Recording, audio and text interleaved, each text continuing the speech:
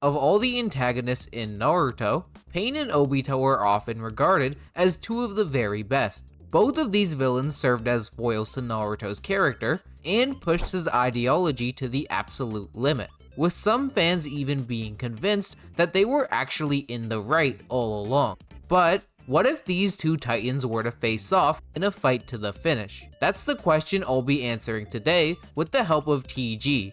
Yeah, thank you for having me on the channel, man. We were discussing this topic a lot beforehand, and wanted to start this off by going over whether or not Pain is truly invincible or unbeatable, because this is just stated a lot of times throughout the series, and I've seen many people in comment sections just use this to say every character pre-War Arc just loses to him, which I don't blame anyone for saying, since there are a lot of crazy statements surrounding him, but some of them aren't that good and just don't work when you take the full context of the series into account. This isn't to say that all of the statements surrounding Pain are false, because I do think that some of them just never end up getting contradicted. Like Shonen Jump stating that Pain is the strongest member of the Akatsuki, which I do think is actually fair to take at face value, so Pain should hit harder than both Obito and Itachi. Yeah, I think it's definitely fine since Itachi and Obito are more of these hacks type of fighters, and they do have hard-hitting jutsu in their own right, but I do think in terms of just like jutsu potency or the strength of his jutsu, Pain does stand above the other members of the Akatsuki pretty confidently. Like, I don't think it's understatement to say Chaotic Shinra Tensei that nukes the Leaf Village is stronger than any single attack in the Akatsuki in terms of raw power. Yeah, this makes sense because we see that Obito's main method of fighting is with Kamui, which isn't really attack potency based. Plus, Itachi's most powerful ninjutsu is the Susanoo with the Yaramir and Totsuka Blade, neither of which, even though they're extremely strong through hacks, rely on like raw power. So in terms of who hits the hardest, I would say that Pain is the strongest member of the Akatsuki, but that doesn't necessarily mean that he's the overall best combatant, or that he could beat anyone in a fight. Speaking of Pain being able to beat anyone in a fight, this is kind of also implied in Data Book 3, which states that he's the invincible leader of the Akatsuki, and even the notoriously strong members obey him.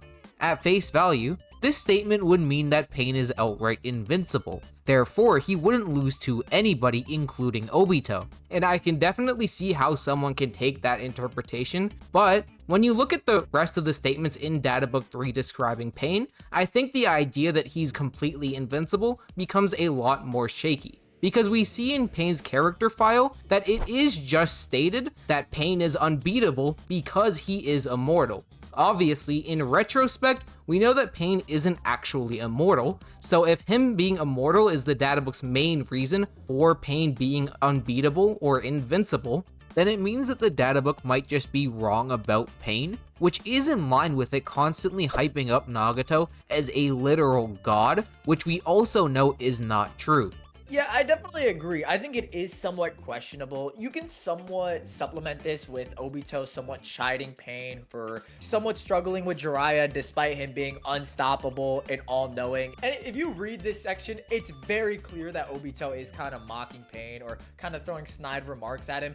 Again, I'm not saying that Obito thinks he could just no-diff Pain here, but he is kind of poking fun at Pain's unstoppable and all-knowing titles. And we obviously know Pain isn't all-knowing as Obito's manipulating Pain. So you can also somewhat call into question the unstoppable nature as well. I do think you could just say, okay, Pain is very strong and he knows a lot, but I think just saying that this objectively, or using this as an objective statement to put him above every single character pre-War Arc or something to that extent is a bit fallacious. So even though narratively you can say that Pain's the hardest hitting in the Akatsuki, I don't think saying that he's outright invincible is accurate, especially since we do just see as the series continues oh, even though Pain is super strong, when you get enough characters together, he can get fatigued, he can be put on the back foot, and he definitely can be beat. So he just isn't invincible. Now, I will say, the one big narrative point outside of Pain being outright invincible is actually the talk that Naruto has with Minato right after he transformed into the Nine-Tails to fight Pain. Because there's this infamous statement that everyone knows by now that the real threat or the leader behind the Akatsuki is Obito. And then Minato says that Naruto needs to master the Nine-Tails chakra to beat Obito, which could potentially imply that Obito's stronger than Pain, especially if you're under the interpretation that mastering the Nine-Tails chakra is in reference to KCM2, which Kurama seems to think is the case. Then, Minato is essentially kind of confirming here, Naruto needs a new KCM2 level form in order to actually defeat Obito, which obviously wasn't required to beat Pain. However, this doesn't necessarily mean that Obito is stronger than Pain if you're coming at it from a pro-Pain perspective. Do you want to get into how, you can stretch it to say maybe Obito isn't actually stronger than Pain just from this statement alone? Yeah, it can kind of be in reference to Obito's abilities are just a lot harder to deal with and wouldn't have been something Naruto would currently be able to deal with his Sage Mode arsenal. As Obito is an insane, he kind of favors those 1v1 fights, which is where Naruto would struggle, especially with Sage Mode. And a lot of Naruto is matchup based. These fights do come down to how these abilities interact with one another. So you could make the case Naruto needs a different toolkit to kind of take down Obito, which doesn't translate to Obito just being outright stronger than Pain off of this statement. Yeah, so I think the main point here is that if you purely go off of narrative, I don't think there's one set statement that puts Pain or Obito over each other necessarily. When you're determining who wins a fight between these two, it's much more important to actually analyze how their abilities would interact and what their best feats are to compare them, rather than just looking at the narrative. Because even though the narrative is very useful a lot of the time, it just isn't conclusive here. So now we get into what's Obito's best way to beat Pain and what's Pain's best way to beat Obito. We talked about this before and we agreed Obito only has one major win condition here, which is just taking the Paz into the Kamui dimension, which means a lot of this fight comes down to whether or not you think the Pain bodies can actually function in the dimension, because if they can, then Obito is essentially screwed, since he'd just be in the exact situation he was against Kakashi and Naruto, where every time Naruto would hit Obito, he would appear in the Kamui dimension only for Kakashi to be on the other side and sock him in the face. So if that situation happens here with Pain, then Obito is completely screwed, which is why a lot of the fight revolves around if the paths can function in the dimension in the first place. Yeah, so the way a lot of this argument goes, right? It essentially is based on Data Book 3. This is where this whole discussion starts. And we're going to get into the minutia of it because there is a bit to unpack here. It essentially goes off the idea that Kamui is stated a sealed dimension in reference to Obito's time space and the objects Kakashi sends in there. The reason that you can make the case that Pain could potentially function in the Kamui space is due to how the Toad stomach that Pain's animal pad body was allegedly moving and fighting Jiraiya in is also regarded as a sealed dimension. So you essentially have a situation where Pain is allegedly moving in a sealed dimension, so you could potentially infer, okay, he can also move in the Kamui dimension. So now we get into, okay, how does the frog dimension directly compare to the Kamui space? Do you want to touch on this? Well, we actually do see that when Jiraiya takes one of the paths of Pain into the Toad stomach, his chakra still gets disrupted when he's stabbed with Pain's Rinnegan rod, so it kind of implies Nagato can actually send his chakra into a different dimension, which would be supported by the fact that even after Naruto was trapped in another dimension and sealed by Jigen, his chakra could still make its way to Kawaki to power on his arm. And that's actually how they found out that Naruto was still alive. So if Naruto can send his chakra to another dimension, maybe Nagato could do the same. But I think where this argument actually falls apart is when you consider distance, because it has just been stated multiple times that the frog dimension was physically inside the Toad that was in the Rain Village, meaning unlike Kamui, this dimension was still close to Nagato. The reason why this is important is because we actually get a statement from Inoichi that Nagato can't send his chakra over a long distance and still communicate specific signals. And we know he was right because Nagato actually moved out close to Konoha into a high tree, and that's actually how he would send his chakra there. So from that, we know that Nagato can't even send his chakra from the Rain Village to the Leaf Village just because of how far away it is. Which means, if he can't even send it across a continent, how is he going to be able to send it across an entire dimension? It's just really weird. Yeah, I think the point that the frog dimension exists within Pain's range despite it being a sealed space is pretty strong. If you're arguing for the pro Pain stance, it's almost, I don't want to say impossible, but it's really difficult to argue that that translates into Pain just being able to send his chakra over an entire time space. Yeah, so realistically, the second one of the paths gets absorbed into the Kamui dimension, there's pretty much no way that Nagato would be able to control it. And outside of that, he only really has one possible counter, which is to actually summon the other paths out of the Kamui dimension using the animal path. Although, there are actually arguments for why this might not work either. Yeah, an interesting point I want to touch on is some people point to Sasuke summoning Garuda in Kaguya's, lava plane, which is a good example. However, this also comes into where the sealed dimension point somewhat matters, as Kaguya's dimensions are unsealed. Sasuke is able to travel there with his Rinnegan. So maybe we need to look at some different areas for additional context. I think if you look at the Minato versus Obito fight and everything surrounding that, you actually do gain some additional context on how this would go. Do you want to talk about the Minato versus Obito fight?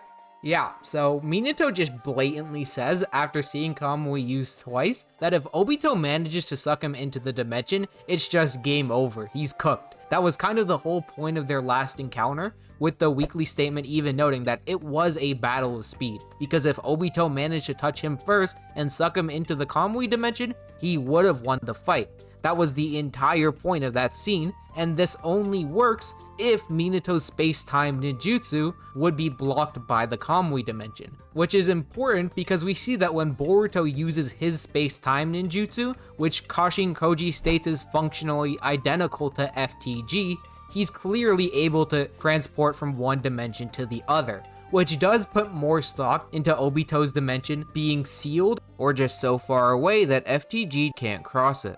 And we know this is relevant because the second databook notes FTG is similar to the summoning jutsu, directly noting the principle is similar to that of the summoning jutsu. So this does kind of go hand in hand. So we kind of do have to put a bit of stock into the sealed dimension point for the pro Obito stance. But if you wanted a more defined example, we actually see that during the war arc, when Kakashi transports Sakura to Obito's time space, we see that Gaara's sand that was holding up Sakura, even almost passively as Gaara took damage and Sakura and Naruto were like elevated to an extent, actually dissipates in the Kamui space. So you would potentially argue from that standpoint that, okay, the chakra is either now cut off or the distance is too great for Gaara to maintain control over the sand, as obviously it's an entire time space difference, which you may be able to apply in principle to the Pain bodies.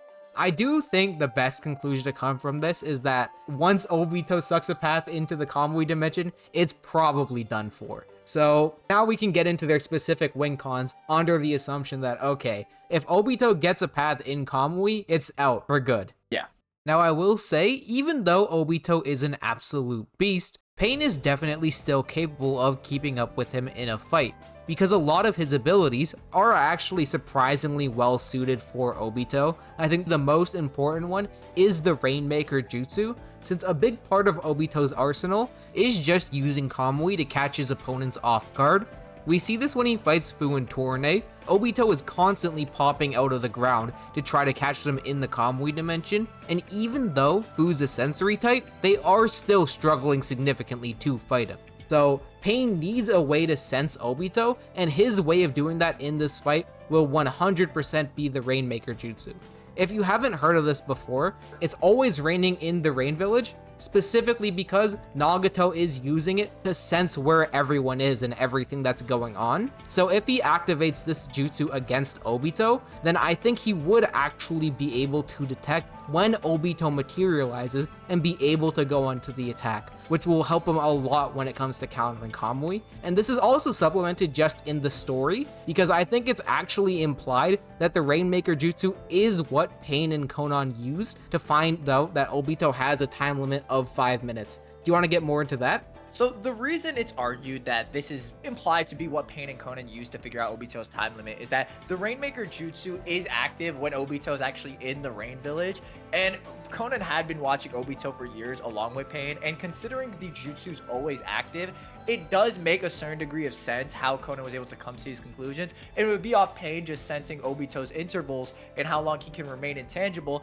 via the Rainmaker jutsu. So this actually would be a pretty distinct counter to Obito and be extremely useful in just negating those potential surprise BFR attempts that he's known for. Another jutsu that I think would be extremely useful is the almighty push and pull. The reason I think these would be effective is that even though Obito can phase even unconsciously, we know he can actually still be affected by gravity even while passively phasing.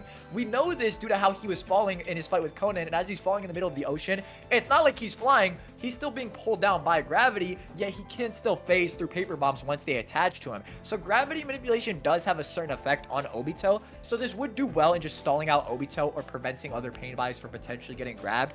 The main issue with this, in my opinion, is that this really wouldn't do too much to win Pain the fight. It only really acts as a stalling mechanism, since once he actually pushes Obito, the minute Obito does hit any sort of solid object, he's just going to phase into the ground, and it's not like the force is going to carry over into the Kamui space that he phases into, as obviously the gravity wouldn't reach that far, and even when you see the body parts that phase in, they're just suspended in midair, so clearly it's not following the same rules. So this really only works as just a stalling mechanism for Pain, but still is effective on Obito. You want to add to that, or?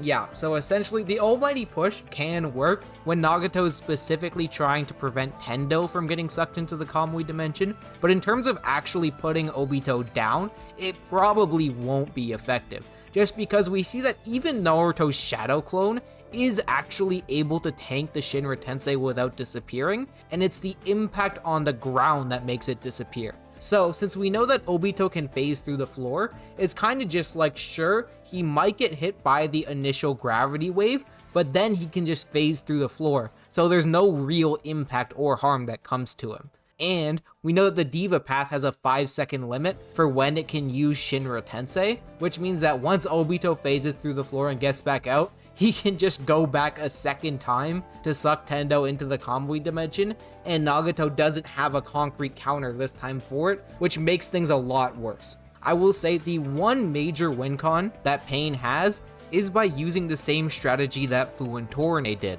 which is to go for mutual strikes, since Obito can't phase an attack at the same time, which would be an especially effective strategy for Pain because he has the black receiver rods. Yeah, the reason this is so beneficial is that Pain is actually arguably the physically strongest member of the Akatsuki. I think it's contentious, but his physicality, if you were going to argue anybody, it would just be between him and Obito, but I think he is more impressive in this aspect.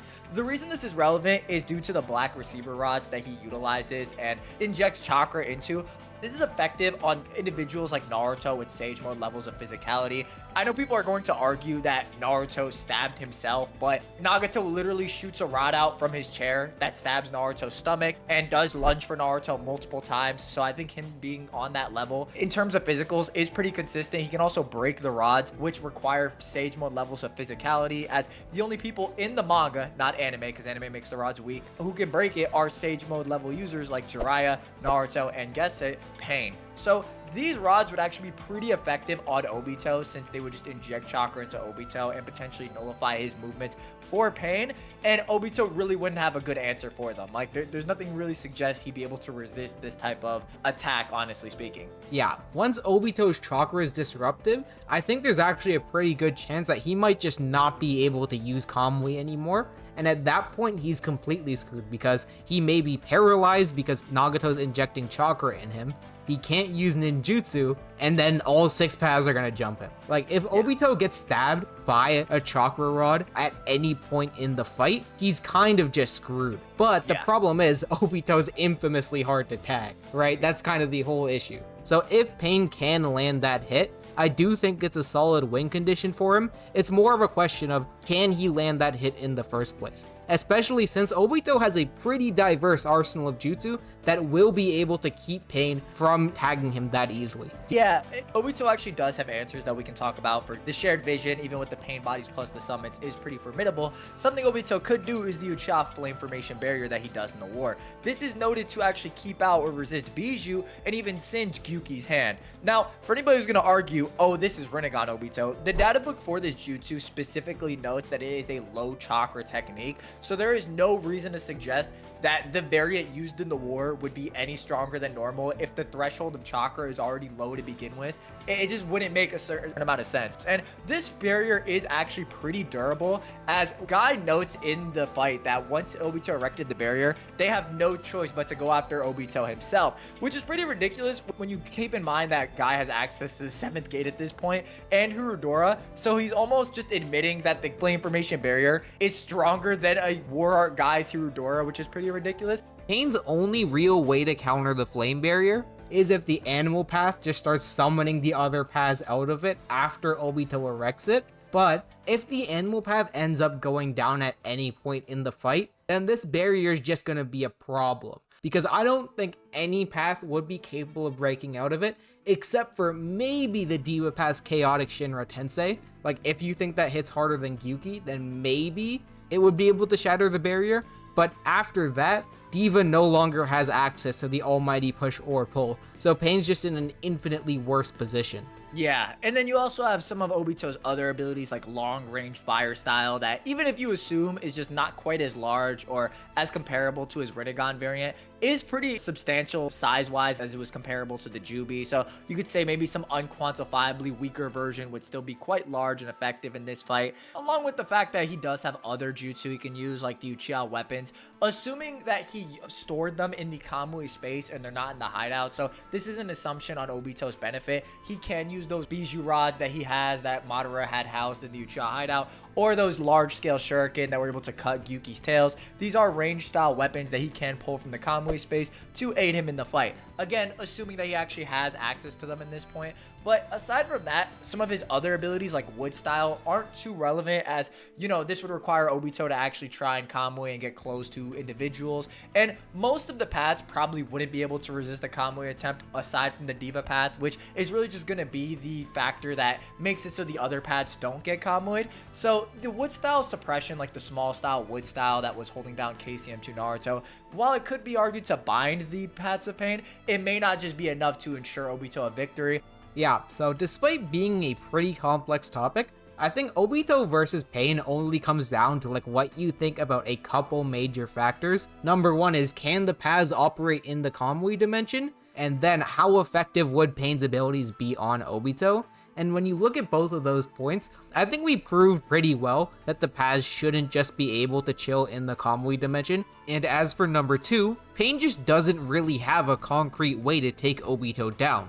Even Nagato's strongest jutsu in the form of Chibaku Tensei would be pretty much useless, because Obito could literally just leave into the Kamui dimension and then come back when the jutsu's finished, to a way more fatigued Pain that would be even easier to beat down. So when you look at it like that, I do think the fight tends to lean towards Obito's favor, just because he is a bad matchup for Pain. He can take the paths one by one, and there isn't much Pain can do to prevent it. Yeah, I agree. I think there are arguments for Pain, but I think the interpretation with more evidence supporting it is that they most likely don't function in the Kamui space. I think that's where we kind of lean on. Overall, I would say, well, it isn't like a 10 out of 10 stomp or anything. Pain is still a very capable fighter. I do think the majority of the time, Obito should be taking this fight pretty confidently. Thanks for coming on the channel, man. Yeah, I'm glad we could talk about this. And if you guys haven't checked it out, we're doing an Obito versus Itachi on my channel, so go check that out. I'm sure that's gonna be great, and definitely subscribe to Cameron if you haven't.